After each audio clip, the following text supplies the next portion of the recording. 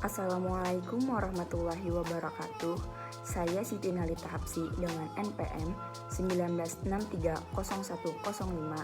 kelas 2C non-reguler Banjarmasin, Fakultas Teknologi Informasi, Program Studi Teknik Informatika. Dengan mata kuliah Matematika Diskrit, dosen pengampu Adi Surya STM MT NIDN 1126058001. Di sini saya akan menerangkan mengenai pengertian matematika diskrit, proposisi, dan logika. Yang pertama, pengertian matematika diskrit.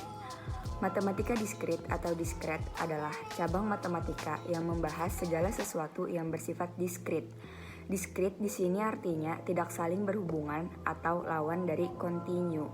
Objek yang dibahas dalam matematika diskrit bisa seperti bilangan bulat, graf, atau kalimat logika, tidak berubah seperti kontinu, tetapi memiliki nilai yang tertentu dan terpisah.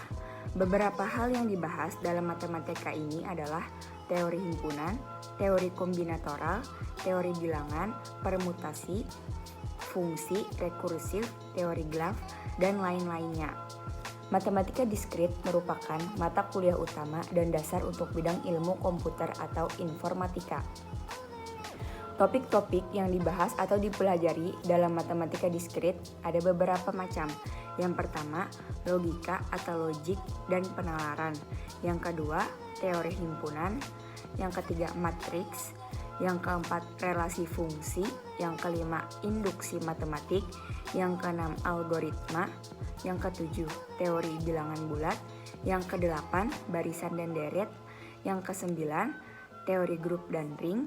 Yang ke-10 aljabar boolean, yang ke-11 kombinatoral, yang ke-12 teori peluang diskrit, yang ke-13 fungsi pembangkit dan analisis rekurens, yang ke-14 teori graf, yang ke-15 kompleksitas algoritma, yang ke-16 ada otomata dan teori bahas formal.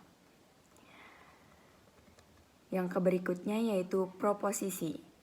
Proposisi adalah istilah yang digunakan untuk kalimat pernyataan yang memiliki arti penuh dan utuh.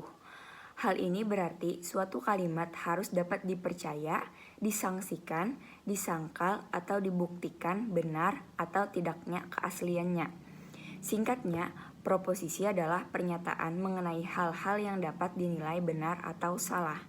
Dalam ilmu logika, proposisi mempunyai 3 unsur, yakni yang pertama ada subjek, yang kedua predikat, dan yang ketiga ada kopula.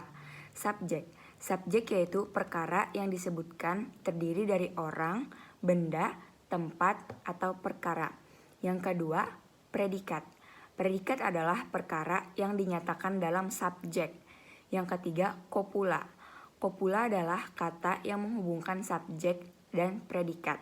Contohnya, kalimat semua manusia adalah fana. Kata semua dalam kalimat tersebut dinamakan dengan pembilang. Kemudian kata manusia berkedudukan sebagai subjek, sedangkan kopula adalah subjek. Adapun predikat di sini diwakili oleh kata fana. Banyak pemikir modern berpikir bahwa pernyataan dan proposisi adalah sinonim atau paling tidak seharusnya sama. Yang berikutnya adalah logika. Logika merupakan sebuah ilmu pengetahuan yang objek materialnya adalah berpikir dengan penalaran, dan objek formal logika adalah penalaran yang ditinjau dari segi ketepatannya. Dasar-dasar logika. Konsep bentuk logis adalah inti dari logika. Konsep itu menyatakan bahwa kesahihan atau kebenaran atau validitas sebuah argumen ditentukan oleh bentuk logisnya, bukan oleh isinya.